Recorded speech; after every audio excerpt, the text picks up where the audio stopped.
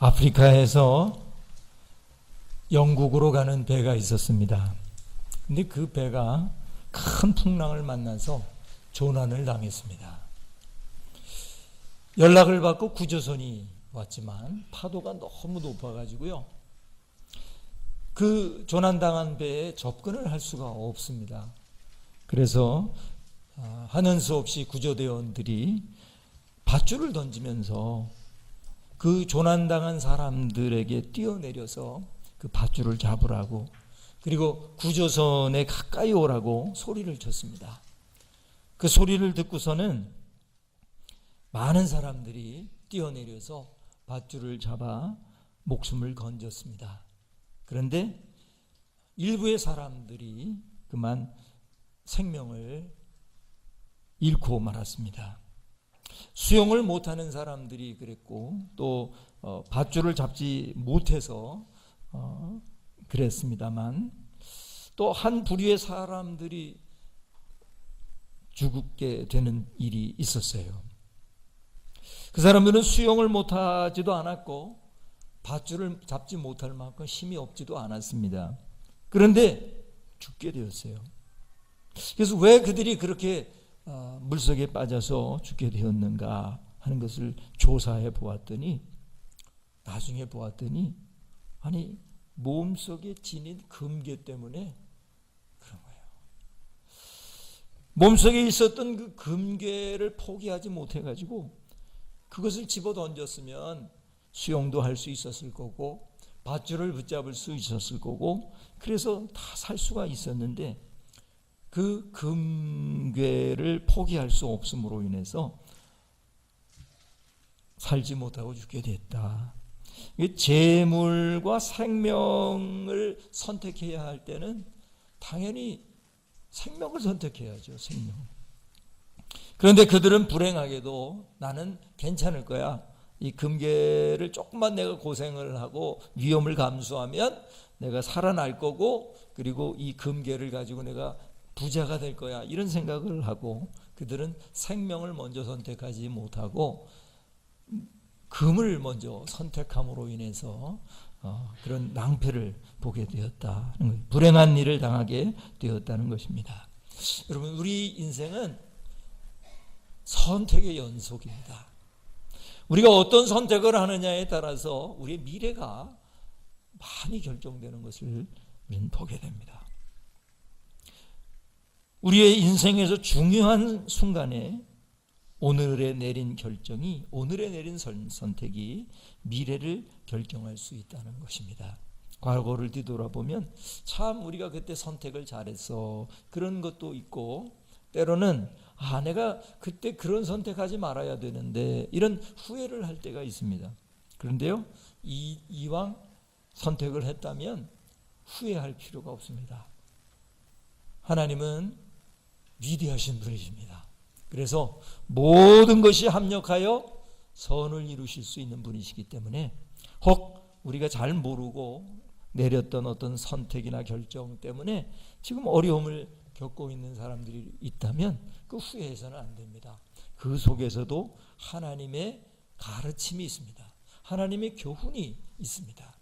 그러나 더 중요한 것은 지금부터라도 좋은 선택하고 좋은 결정을 하게 되면 우리의 미래가 자꾸만 밝아지고 좋아지게 된다는 것을 여러분 기억해야 합니다. 인생은 선택의 연속이라고 말씀을 드렸는데, 어떤 선택을 내리느냐에 따라서 우리의 인생이 많이 달라집니다. 저와 여러분이 바른 선택, 좋은 선택을 하심으로 인해서 여러분의 가까운 미래와 먼 미래가 밝은 미래, 참 좋은 미래가 되실 수 있게 되기를 주님의 이름으로 축원합니다. 우리 옆 사람하고 인사합시다. 우리 좋은 선택을 합시다. 근데 여러분, 과거 지난 거 가지고 후회하고 이러지 마세요. 지나간 건 지나간 거예요. 이제부터가 중요해요. 지금부터가 중요합니다.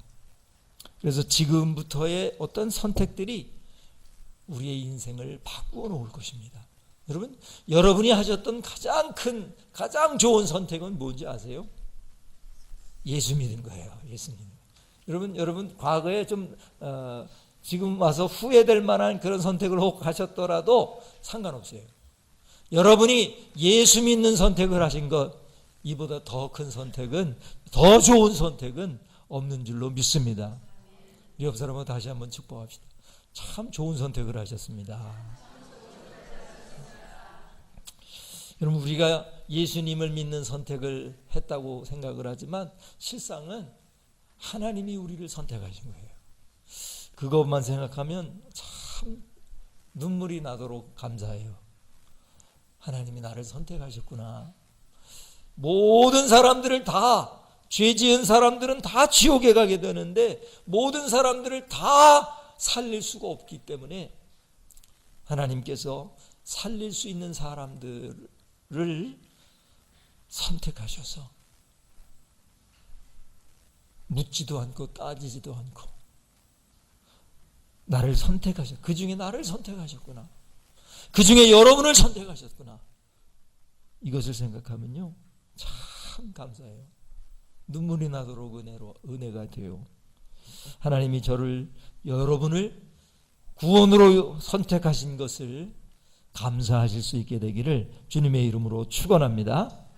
그래서 우리가 선택을 하게 된 거예요. 예수님 믿는 선택을 한 겁니다.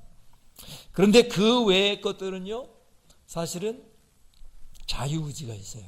우리에게 자유의지가 있습니다. 저는 이 자유의지라고 하는 것만큼 우리 사람에게 다른 어떤 피조물에 비해서 가장 훌륭한 하나님의 축복이고 사랑이라고 생각합니다. 우리에게 자유의지가 주어졌다는 것은 이건 엄청난 축복입니다. 사랑입니다. 왜인지 아세요? 이 세상의 모든 피조물들은, 인간을 제외한 모든 피조물들은 자기 스스로 중요한 결정을 하는 경우가 없습니다. 뭐 사자가 저놈 잡아먹어야 되겠다, 이런 결정은 하죠, 자기들이. 그런데 그런 결정은 무엇으로 하는 거냐면 본능으로 하는 겁니다. 본능으로. 꽃이 올해는 내가 준비도 잘 됐고 몸 상태도 좋지 않고 그러니까 여름에 꽃을 피워야 되겠다. 이래가지고 봄에 꽃 피워야 될 꽃이 여름에 꽃을 피는 꽃을 저는 본 일이 없습니다. 만약에 그런 일이 있었다면 그건 왜 그럴까요? 여름에 봄의 환경이 됐기 때문에 꽃이 핀 거지, 꽃이 결정해가지고 내가 올해는 여름에 필 거야, 그래가지고 여름에 꽃을 필 결정을 하고 선택을 하고 꽃을 피운 꽃을 본 일이 없습니다. 그런 일이 있다면 제가 뭐든지 다 해드리겠습니다. 내가 봤습니다. 걔네가 선택을 해가지고 원래 봄에 펴야 되는 꽃인데 여름에 막 피고 지들이 결정해가지고요. 이런 일은 절대 없습니다. 왜 그렇습니까? 이미 프로그램이 되어 있기 때문입니다. 짐승들도 동물들도 다 프로그램이 되어 있기 때문입니다. 그런데 사람만은 그게 안 돼 있어요.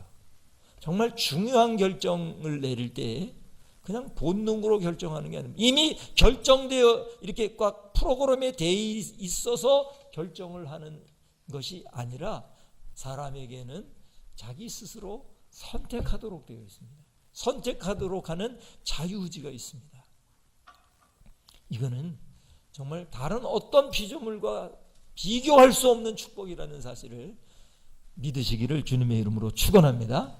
여러분, 이렇게 생각하면 돼요. 어떤 사람들은 이 자유의지 때문에 굉장히 그 자유의지에 대해서 불만이 많아요. 왜 하나님이 자유의지를 줘가지고 그리고 그 에덴 동산에 선악을 알게 하는 나무를 이렇게 주셔가지고 그 선악을 알게 하는 나무를 따먹는 날에는 정령 죽을 것이다, 이렇게 말씀을 하셨을까? 미리부터 안 따먹게 하셨으면 얼마나 좋을까? 이런 생각을 하는 사람들이 있어요. 그래서 질문도 많이 받아요. 그런 질문은 믿지 않는 사람들한테. 왜 괜히 따먹을 걸 미리 알고 계실 텐데 왜 그렇게 자유의지를 주셔가지고 선악과를 주셨냐 이거예요. 저도 고민을 했었어요. 과거에. 왜 그랬을까? 그때 제가 깨달은 게 하나 있어요. 만약에 내 자녀가 있는데요. 그 자녀가 잘 될 수도 있고 잘못될 수도 있어요. 잘된 결정, 잘된 선택을 할 수도 있고 잘못된 선택을 할 수도 있어요. 근데 잘못된 선택을 할 수 있다는 이유 때문에 제가 그것이 두려워서 제 자녀들에게 잘못된 선택을 할 수 없는 그런 자유의지를 딱 빼앗아 버리고 완전히 얘는 이 부모님의 말씀을 1%도 거절을 못하는, 거역할 수 없는 그런 인간으로 만들어 버릴 수 있는 방법이 있다면 제가 그렇게 하겠습니까? 여러분의 자녀들이 잘못된 결정은 절대로 할 수 없는 그런 방법이 있다면 그렇게 하겠습니까? 저라면 안 할 거예요. 그건 로봇이지 사람이 아니기 때문이죠. 그냥 하루 종일 아빠 최고예요, 아빠 최고예요, 엄마 최고예요, 엄마 최고예요. 녹음기 틀어놓듯이 계속 떠들어요. 한두 시간은 기분 좋을지 모르죠. 근데 얘가 2시간도 좋고 3시간도 좋고 하루 왼종일 아빠 최고예요, 아빠 최고예요. 근데 얘는 그걸 결정해서 한 게 아니라 그냥 프로그램이 돼 있어가지고 계속 그래요. 그런 여러분의 자녀가 그런 모습이라면 여러분은 어떻게 하겠습니까? 제가 부모라면 저는 절대로 그런 선택을 안 합니다. 제가 제 자녀들을 사랑하기 때문에 저는 자유의지를 주겠습니다. 그래서 네가 결정해라.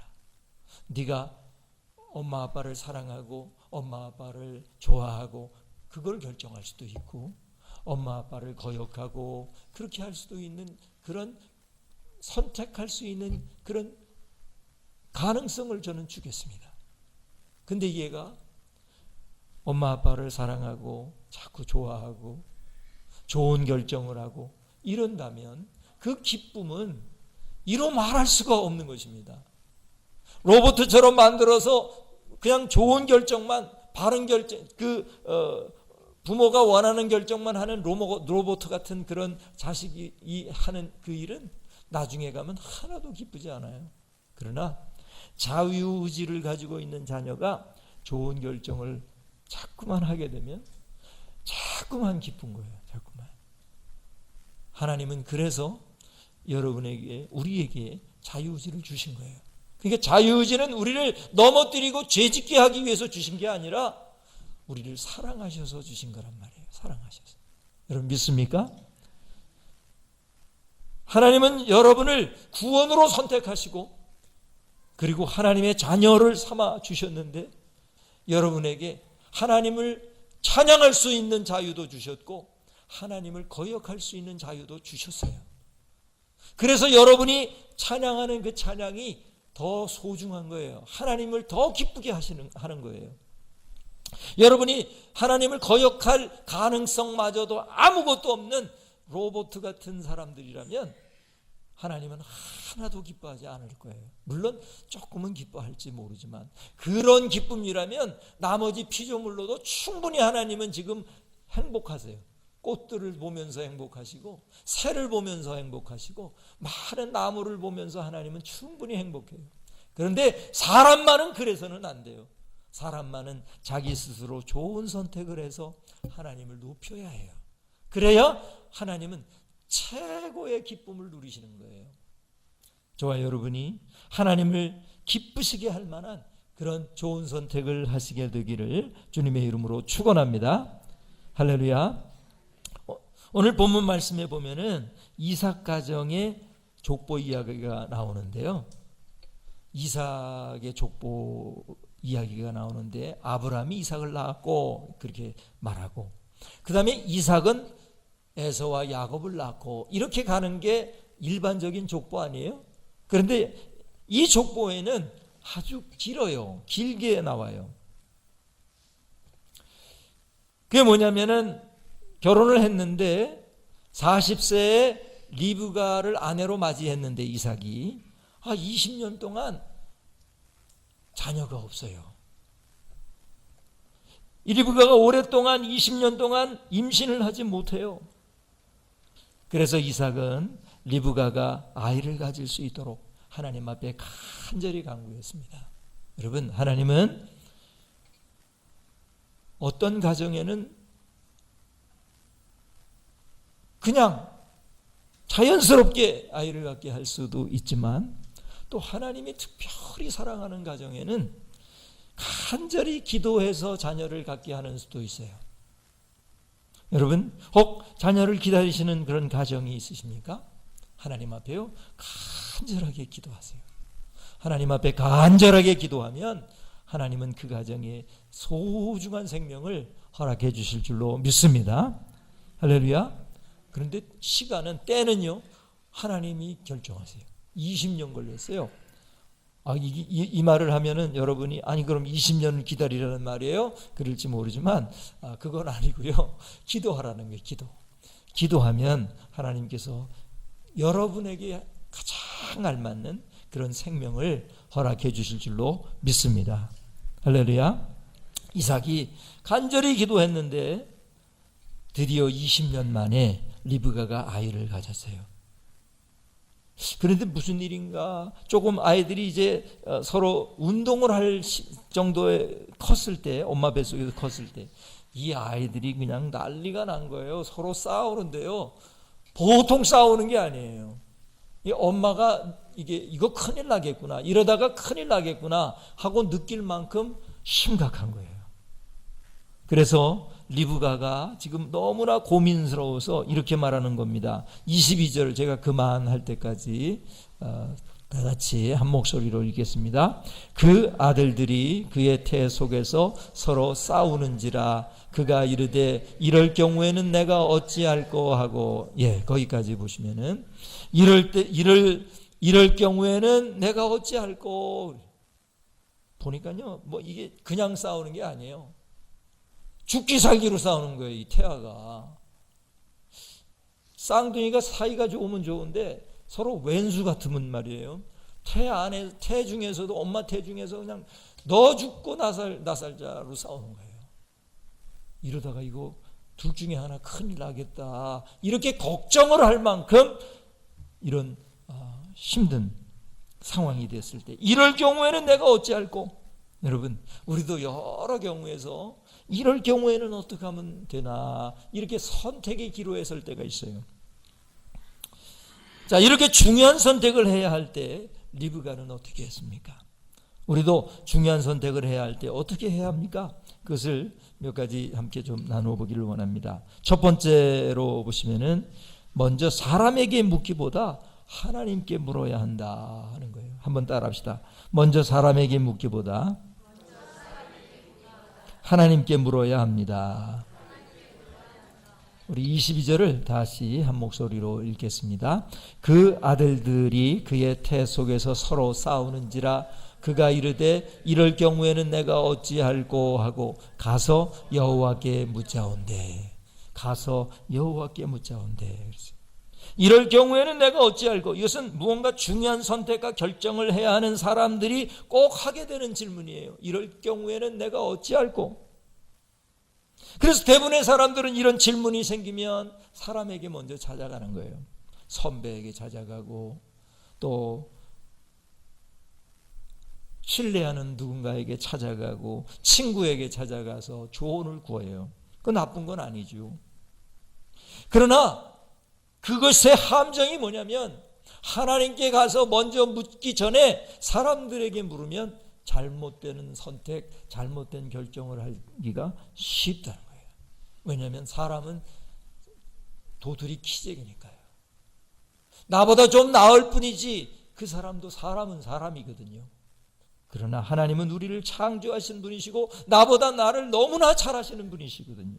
그래서 그분께 먼저 물어야 합니다. 무언가 중요한 결정을 해야 할 때 기도해야 하는 이유가 거기에 있습니다. 하나님께 먼저 물으실 수 있게 되기를 주님의 이름으로 축원합니다. 여러분, 어떤 경우에는 결정이 쉬울 때가 있어요. 누구나 그렇지, 그런 결정을 해야지, 그런 선택해야지 동의가 이루어지는 것들이 많지만, 어떤 경우에는요 정말 까다로운 경우가 있어요. 이걸 선택해야 될까, 저걸 선택해야 될까, 아주 고민이 되는, 특별히 인생에 있어서 중요한 결정을 할 때 그래요. 그럴 때 대부분의 사람들은 사람의 말에 의존합니다. 사람들에게 먼저 찾아갑니다. 사람들의 의견이 중요하지 않은 것은 아니지만 하나님께 묻기 전에 사람들에게 먼저 묻는 것은 문제예요. 하나님의 말씀보다 사람의 말에 의존할 때 문제가 생길 수 있어요. 바른 선택을 하지 못하게 됩니다. 우리가 어떤 선택을 하기 이전에 먼저 나의 모든 생각을 내려놔요. 하나님, 저의 모든 생각을 내려놓습니다. 내가 사실 어떤 둘 중에 하나 혹은 셋 중에 하나가 끌리는 게 있는데 그것마저도 내려놓고 싶습니다. 내려놓겠습니다. 사람들의 말 내려놓겠습니다. 하나님, 어떤 것이 좋을까요? 하나님은 저보다 저를 더 잘 아시고 하나님은 저를 저보다 더 사랑하시지요.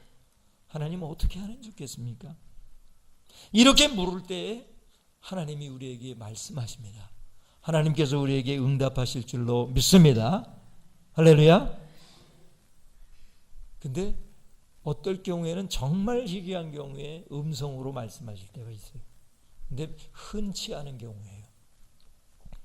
근데 어떨 경우에는요, 내 마음속에 생각으로 떠오를 수가 있어요.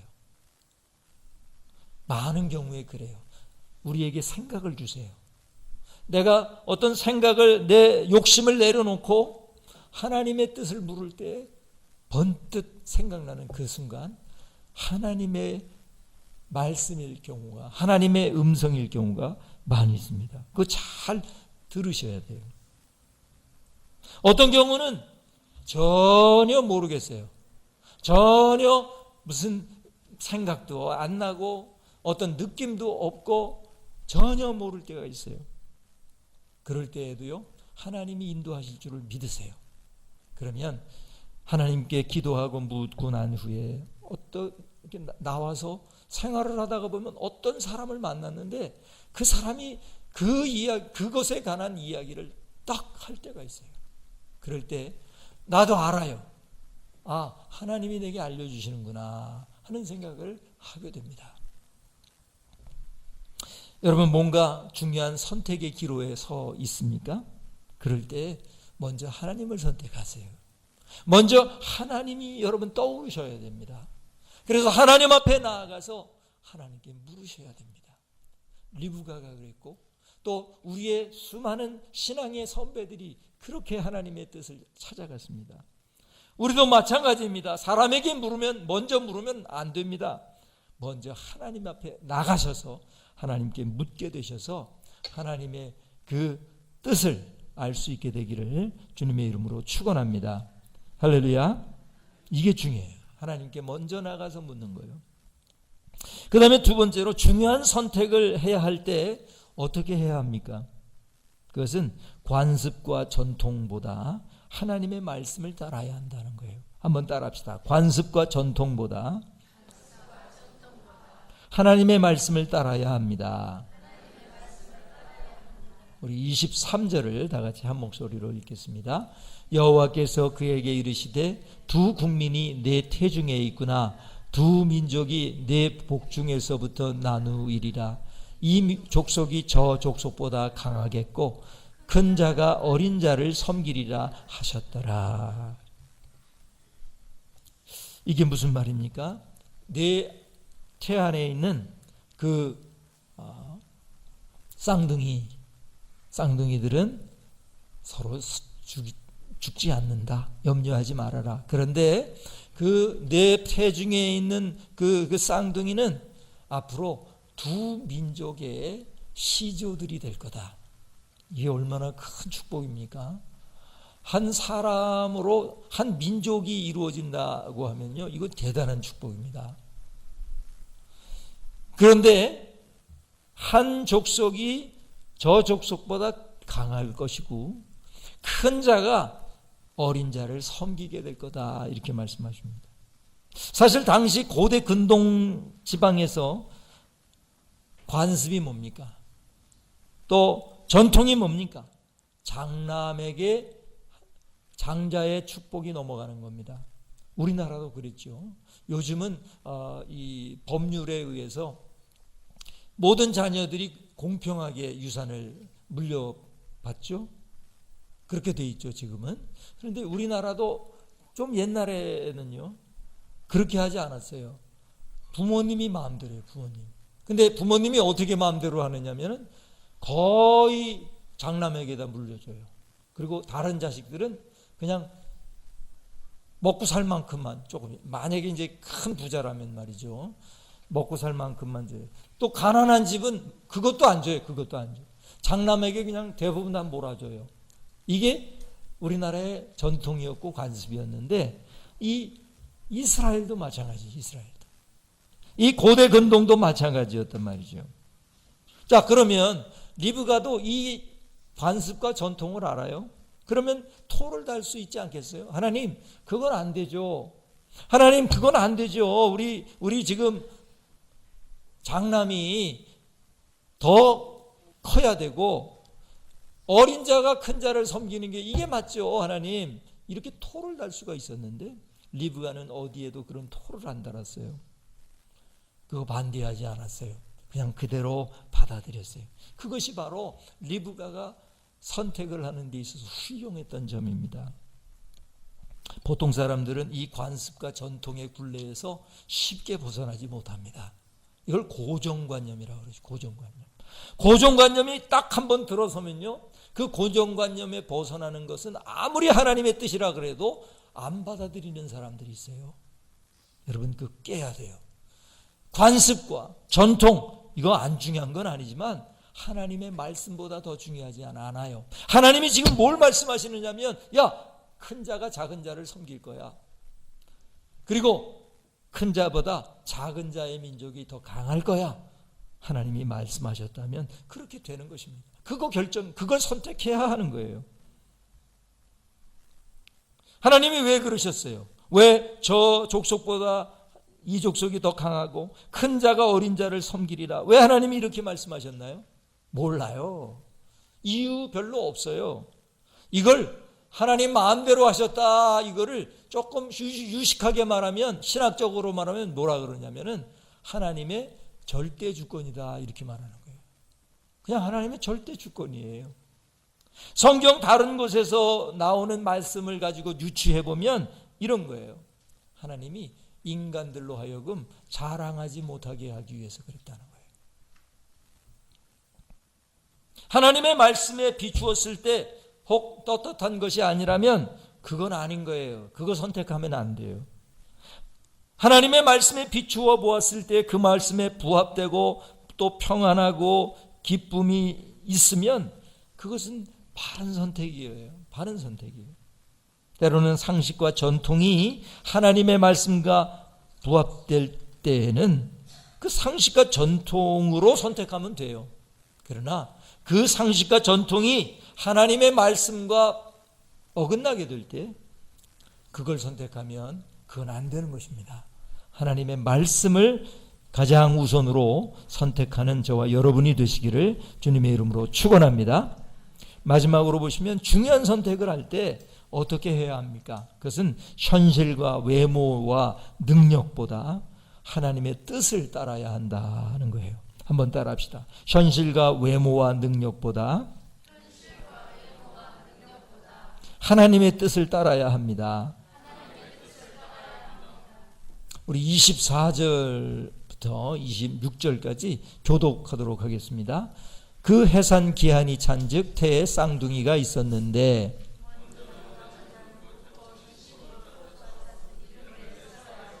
다 같이요. 후에 나온 아우는 손으로 에서의 발꿈치를 잡았으므로 그 이름을 야곱이라 하였으며 리브가가 그들을 낳을 때에 이삭이 60세였더라. 대중에 쌍둥이가 있었는데 먼저 나온 아이를 보니까 몸이 붉어요. 그리고 털이 많아요. 그래서 에서라고 했다는 거예요. 에서가 붉다 그런 뜻이거든요. 나중에 이 아이는 어떻게 크게 됐냐면 아주 남성다운 사람으로 변합니다. 사냥을 하는데 아주 솜씨 좋은 사냥꾼이에요. 박력이 넘쳐요. 화끈해요. 털이 많고 매력이 넘치는 상남자예요. 상남자. 호탕한 성격이에요. 밖에 나가 돌아다니는 거 좋아해요. 사람들에게 인기가 있었겠어요? 없었겠어요? 저는 이 에서가 사람들로부터 인기가 좋았던 사람이라고 생각해요. 기분 파고요. 그리고 제일 또 중요한 게 축복권자인 아버지의 사랑을 받아요. 현실적으로 여러분 에서에게 축복이 가야 되는 것이 맞지 않아요? 맞는 것처럼 보여요. 현실로 보면요. 또 장남이고요. 또 꽤나 상남자고 멋있고 매력 있고. 그런데 비하면 둘째 아들 야곱은 어떤 사람이냐면은 아주 하얘요. 원래 그래서요. 유대인들의 후손들은요. 백인들보다 더 하얘요. 사실 그 사람들이 백인은 백인이지만 인종으로 보면 그 사람들은 그 중동 고대 근동 지방 사람이니까 아시아계거든요. 유대인들은. 그런데 얼굴이 그냥 매국같이 싫어요. 아마 야곱의 후손이기 때문에 그럴 것입니다. 그런데 다른 중동 사람들 보면요. 얼굴이 좀 까마잡잡하고 등치가 크고 그냥 이 허우대가 그냥 이 거인 같아요. 중동 다른 나라 사람들 보면요. 이라크 사람들 이렇게 보면요. 굉장히 크고 남성적으로 멋있습니다. 근데 유대인들은 그 사람들에 비해서 아주 볼품이었어요. 조그맣고요. 키가 크지도 않고 그래요. 정통 유대인들은 특히 그래요. 이 야곱은요. 조용한 사람이에요. 장막에 거주한다 그러는 거예요. 장막에 거주한다는 말은 뭐냐면 바깥으로 잘 안 나가는 남자예요. 요즘은 그런 남자도 그냥 그런 대로 괜찮지만 옛날에는 남자가 맨날 그 장막에서 엄마 그 살림하는 거 도와주고 그러면 그 남자 인기 있겠습니까? 없겠습니까? 저는 에서만큼 인기가 없었다고 생각해요. 외모로 보면 에서가 훨씬 멋진 외모를 가지고 있었어요. 육체적인 능력으로 보면, 사냥 능력으로 보면 에서가 훨씬 능력이 많았어요. 자, 그런 걸 근거로 보면 당연히 에서가 하나님의 복을 받아야죠. 그런데 여러분, 그걸 따라 결정하면 이거 낭패를 보는 거예요. 현실을 따라 혹은 외모를 따라 능력을 따라 무언가를 중요한 걸 결정하면요. 나중에 안 돼요. 그러면 어떻게 되느냐? 하나님의 뜻을 따라야 돼요. 하나님의 뜻이 뭐냐면은 야 리브가야 내 태중에 있는 아이 둘 다 민족의 시조가 되는데 큰 아이가 그 세우는 민족이 작은 아이가 세우는 민족을 섬기게 될 거야. 현실로도 안 맞고 외모로도 안 맞고 능력으로도 안 맞을지라도 리브가는 끝까지 하나님의 그 뜻을 붙잡아요. 그래서 나중에 창세기 27장에 아버지가 이삭이 이제는 자기가 이제 죽을 날이 얼마 안 남았다 생각을 하니까 어떻게 합니까? 에서에게 야 가서 사냥해가지고 네가 그 잡은 그 짐승을 요리해가지고 와라. 별미를 가지고 와라. 내가 그 별미를 먹고 기분 좋게 그냥 있는 축복은 다 주겠다. 그렇게 말을 하죠. 그때 리브가가 옆에서 그 이야기를 들었어요. 그랬다면 이제 현실적으로 끝났구나. 현실적으로 안 되는구나. 이렇게 생각하고 포기했다면 어떻게 됐겠습니까? 그러나 리브가는 그때 태중의 아이들을 베고 있을 때 하나님이 주셨던 하나님의 말씀과 하나님의 뜻을 끝까지 붙잡았어요. 그래서 그 방법은 잘못되었겠지만 그 큰아들이 나간 사이에 야곱을 불러가지고, 야곱아, 내가 너에게 맛있는 요리를 너에게 만들어 줄 테니 그것을 아버지에게 가져가서 에서인 것처럼 해가지고 아버지로부터 장자의 축복을 받거라. 물론 그 아버지를 통한 장자의 축복이 하나님의 축복은 아니에요. 사실 착각을 했던 거예요. 그러나 여기서 놓치지 말아야 할 중요한 것은 뭐냐면 이 리브가가 현실 혹은 외모, 능력 이런 것을 따라 선택을 하지 아니하고 하나님의 뜻을 따라 선택했다는 거예요. 여러분, 과거에 했던 선택, 그것으로 인해서 지금 어려운 거 그거 참으세요. 이겨내세요. 하나님이 그것을 통해서 여러분에게 교훈하실 거예요. 그러나 중요한 거는 지금부터라도 여러분 하나님이 바라시는 좋은 선택을 할 수 있게 되기를 주님의 이름으로 축원합니다. 어떤 게 좋은 선택이에요? 사람의 말보다 먼저 하나님 앞에 가서 하나님께 묻고 하는 결정, 그 선택이 좋은 선택입니다. 또 어떤 게 좋은 선택이에요? 관습과 전통, 고정관념보다 하나님의 말씀을 따르는 선택이 좋은 선택입니다. 또 어떤 게 좋은 선택입니까? 현실과 외모와 능력을 따라 선택하는 것이 아니라 하나님의 뜻을 따라 선택하는 그 선택이 좋은 선택이고, 그 선택을 하면 여러분 바른 선택을 하시게 될 거예요. 그러면 여러분의 미래가 밝아질 것입니다. 여러분의 미래가 참 좋은 미래가 될 줄로 믿습니다. 할렐루야. 기도하시겠습니다. 오 하나님 아버지, 참 감사합니다. 오늘도 저희들에게 이 말씀을 허락해 주셔서 우리가 중요한 순간에 어떻게 결정해야 하는지 가르쳐 주심을 감사합니다. 우린 때로 중요한 결정을 할 때 하나님께 가서 하나님께 묻기보다 그 전에 사람들의 말을 들으려고 합니다. 저희를 용서하여 주시고 이제는 사람의 말을 듣기 이전에 먼저 하나님께 가서 하나님께 묻는, 기도하는 저희가 되게 하여 주시옵소서. 또한 어떤 관습이나 전통이나 고정관념보다 하나님의 말씀, 하나님의 말씀을 따라 선택하게 해 주시옵소서. 또한 어떤 현실 문제와 외모와 능력을 따라 선택하는 것이 아니라 하나님의 뜻을 따라 선택하는 저희들이 되게 하여 주시옵소서. 그래서 그 좋은 선택으로 말미암아 우리의 인생이 더 나아지게 하시고 하나님 보시기에 아름다운 그런 인생 살게 하여 주시옵소서. 이 모든 말씀 예수님의 이름으로 간절히 기도하옵나이다. 아멘.